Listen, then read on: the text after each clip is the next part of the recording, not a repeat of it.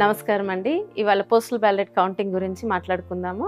ముందుగా postal ballot ఎలా caste చేస్తారో బ్రీఫ్గా చెప్తాను. ఓటర్ మనకి ఈసారి ఫెసిలిటేషన్ సెంటర్కి వెళ్ళి వేశారండి. ఆ సెంటర్కి వెళ్ళినప్పుడు వాళ్ళకి 2 ఫామ్స్ 2 కవర్స్ ఇచ్చారు. సో ఈ ఫామ్స్లో ఫస్ట్ డిక్లరేషన్ ఫామ్లో సీరియల్ నెంబర్ అంటే వాళ్ళ ఓటర్ ఐడి నమోదు చేస్తారు. ఇక్కడ ఓటర్తో సంతకం తీసుకుంటారు. ఇక్కడ ఆ అటెస్టింగ్ ఆఫీసర్ సిగ్నేచర్ ఉంటుంది, ఆయన డెసిగ్నేషన్ ఉంటుంది, అడ్రస్ అవి ఇక్కడ రాస్తారు.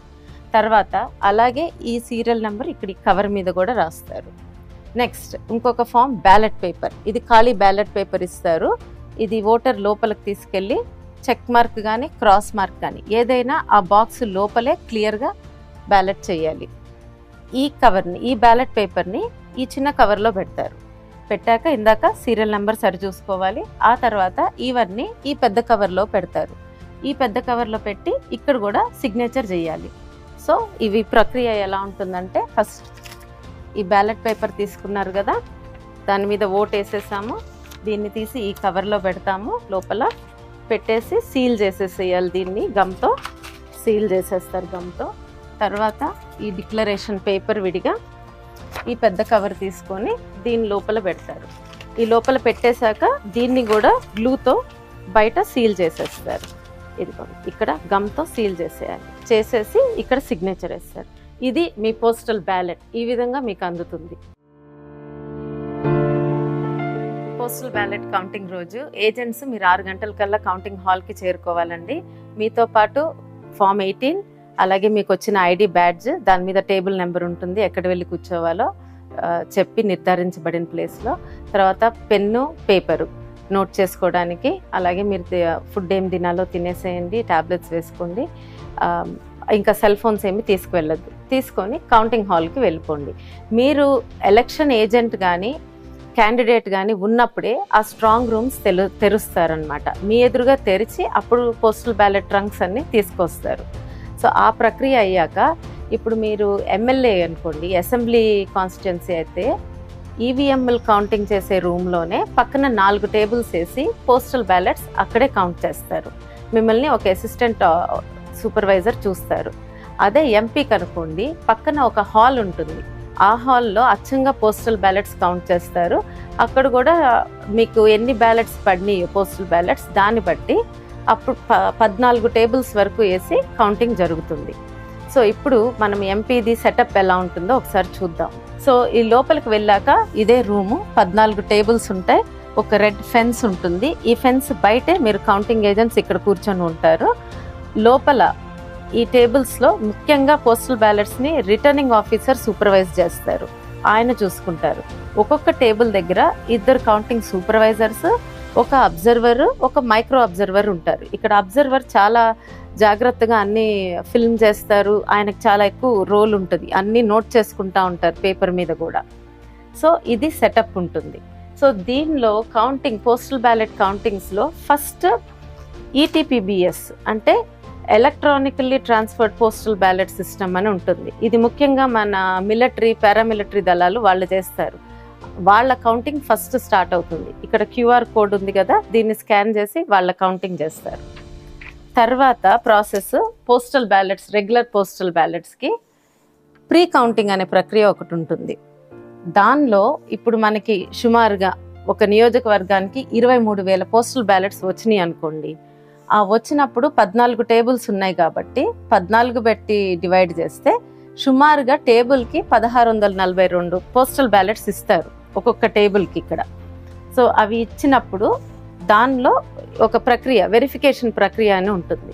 దాని ప్రకారం కొన్ని వ్యాలిడ్ కానివి తీసేస్తారు బ్యాలెట్స్. దాని గురించి నేను తర్వాత చెప్తాను.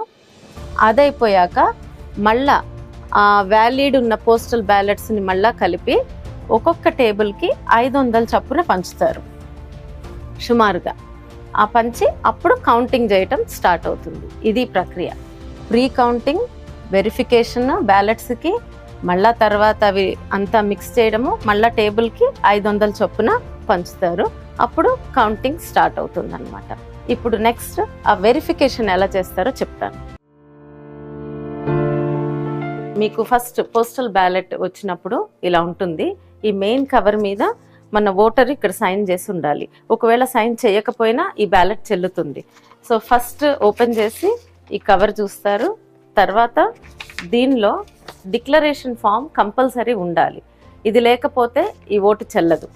సో డిక్లరేషన్ ఫామ్ తర్వాత ఉండేది ఈ బ్యాలెట్ చిన్న కవరు.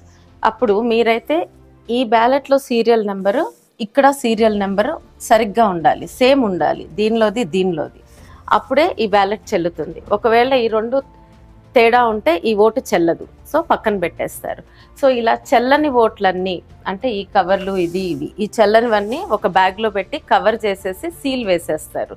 ఆ తర్వాత ఇవన్నీ సరిగ్గా ఉంటే ముఖ్యంగా ఈ డిక్లరేషన్ ఫామ్ చూసుకోవాలి. ఇప్పుడు వచ్చిన మార్పు కూడా ఇక్కడే ఉందండి, కొంచెం శ్రద్ధగా చూడండి. ఇది సీరియల్ నెంబర్ అంటే సీరియల్ నెంబర్ కరెక్ట్గా అంటే ఓటర్ ఐడి ఇది ఉండాలి, అలాగే ఓటర్ సంతకం ఉండాలి, ఇక్కడ ఇది ఉండాలి, ఇక్కడ అటెస్టింగ్ ఆఫీసర్ సంతకం ఉండాలి. సో ఈ మూడు ఉంటే ఈ ఓటు చెల్లినట్టే.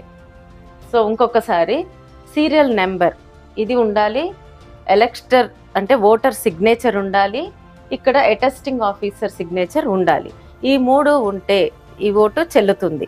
అలాగే ఇక్కడ కవర్ మీద సీరియల్ నెంబరు, ఇక్కడ సీరియల్ నెంబరు సరిగ్గా ఉండాలి. ఇలా ఉంటే ఇవి చెల్లుతాయి. సో అంతకుముందు ఉన్న మార్పు ఏంటో ఒకసారి క్లుప్తంగా చెప్తాను. అంతకుముందు దీని మీద సీల్ ఉండాలన్నారు, ఇక్కడ ఆఫీసర్ డెసిగ్నేషన్ ఉండాలన్నారు. ఇప్పుడు ఆ రెండు లేకపోయినా కూడా ఆయన సంతకం ఒకటి ఉంటే ఈ డిక్లరేషన్ ఫాము ఈ ఓటు చెల్లుతుంది. సరే, ఇప్పుడు ఈ కవర్ మీద కూడా సీరియల్ నెంబర్ సరి చూసుకున్నాక ఇది ఓటు చెల్లే ఓటు. ఇలాంటి చెల్లే ఓట్లు కవరు, డిక్లరేషన్ ఫాము ఇవన్నీ తీసేసి ఇంకొక బ్యాగ్లో సీల్ చేస్తారు. అంటే ఈ కవర్ ఓపెన్ చేసే ముందు ఇవేమి టేబుల్ మీద ఉండకూడదు. అంటే ఎవరికి ఓటేశారు అనేది తెలియకుండా సీక్రసీ మెయింటైన్ చేయాలని ఇవన్నీ కూడా చెల్లే ఓట్ల కవరు, డిక్లరేషన్ ఫామ్స్ మళ్ళీ విడిగా ఇంకో బ్యాగ్లో పెట్టి సీల్ చేస్తారు. అంటే చెల్లని ఓట్లు ఒకదానిలో సీల్ అవుతాయి, చెల్లే ఓట్లు ఒకదానిలో సీల్ అవుతాయి. సో ఇప్పుడు మీకు ఈ కవర్ ఒకటి మిగులుతుంది. ఈ కవర్లో ఓపెన్ చేస్తారు, సీల్ ఉండాలి, సీల్ లేనివి చెల్లవు. ఓపెన్ చేసినాక బ్యాలెట్ పేపర్ వస్తుంది మీకు.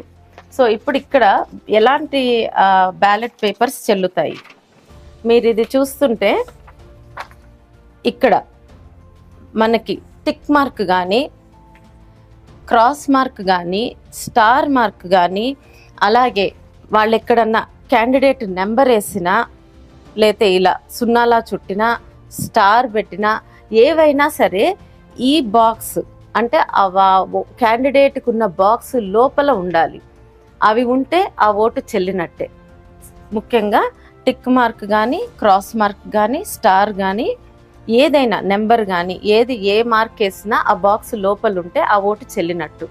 ఇంకా అలాగే ఒకవేళ వాళ్ళు సంతకం పెట్టినా, లేతే ఓటర్ ఐడి రాసినా, వాళ్ళ పేర్లు రాసినా అవి చెల్లవు. సో ఇంతవరకు మీరు చూసుకొని ఇవి చెల్లే ఓట్ల కింద అవుతుంది.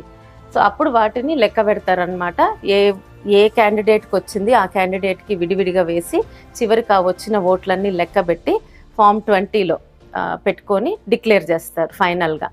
అలాగే ఇప్పుడు ఈ కౌంటింగ్ ప్రక్రియ మధ్యలో ఆగదండి, మొత్తం అన్నీ లెక్కించే వరకు కంటిన్యూస్గా జరుగుతుంది.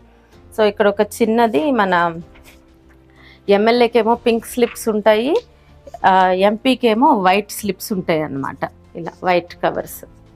సో అదొకటి.